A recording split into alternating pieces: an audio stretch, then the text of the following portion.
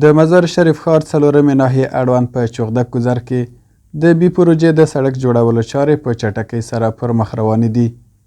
دغه سړک چې د ښاروالۍ پراختیایي بودیجې څخه 18 میلیون افغانۍ لګښت ورته په پام کې نیول شوی، 800 متره اوږدوالی او 10 متره سور لري.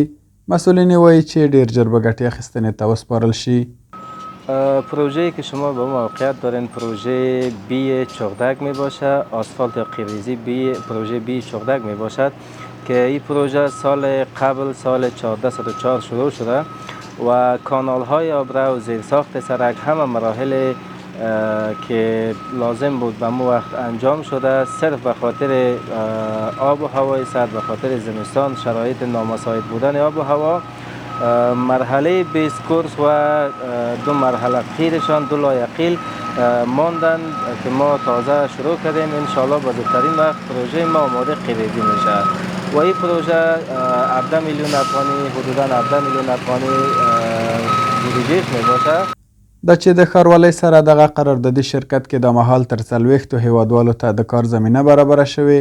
یاد کارګران وایي چې له 15 کلونو راهیسې هیڅ بیکاره شوي نه دي او له مسؤلینو هیله لري چې پر کارونو کې لا ډیروالی راولي ترڅو د بیکارۍ مخه ونیول شي. الحمدلله اوس کارونه هم ښه ډیر دي، ښه پرېمانه دي، هېڅ بیکاري هم نه ده لیدلې او مشرانو نه دا هیله کوو چې نور هم د کار زمینه برابره کړي، ځوانانو ته خارج ته تګ ته زړه ښه نه کړي، ځي په لارو کې سمندرو کې کچاکي ځي. الحمدلله ما خو په دا 15 کاله کې د بیکاري درک ولاکل دلی چې زه وایم چې زما بیکاري تېره کړې ده. سرکونه پروژې ښې پرېمانه دي او مشرانو نور هم هیله کوو چې وطن ته په ګډه خدمت وکړو. د دوی دا امر ده چې پروژې موږ ته صادر کړي او موږ یې ترمیم کړو، کار په مخه ویوسو. تقریبا 100% خوشحاله یم چې دلته کار کوم او خارج ته نه یم تللی او نه ځم.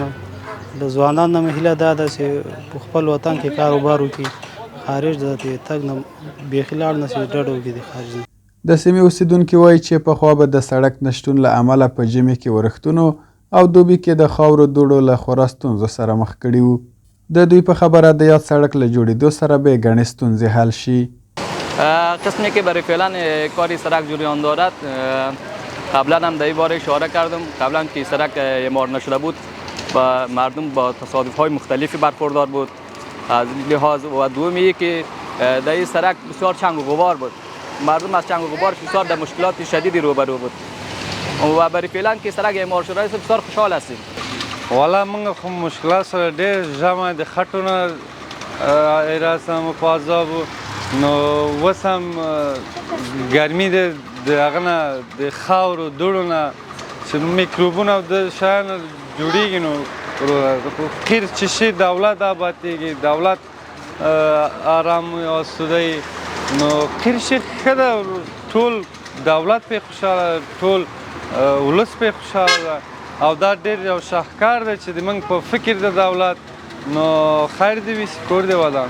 د یادولو وړ ده چې د یادې پروژې په لړ کې د کیندلو پیل، د خاورې لیږدولو، د کانال جوړولو، د سړک بنسټیزې چارې، قیره اچونه او د یو معیاري سړک ټول جزئیات شامل دي چې په بشپړېدو سره به یې د وسایطو تګ راتګ ستونزې حل او ګڼ شمېر اسانتیاوې به ورته برابرې شي.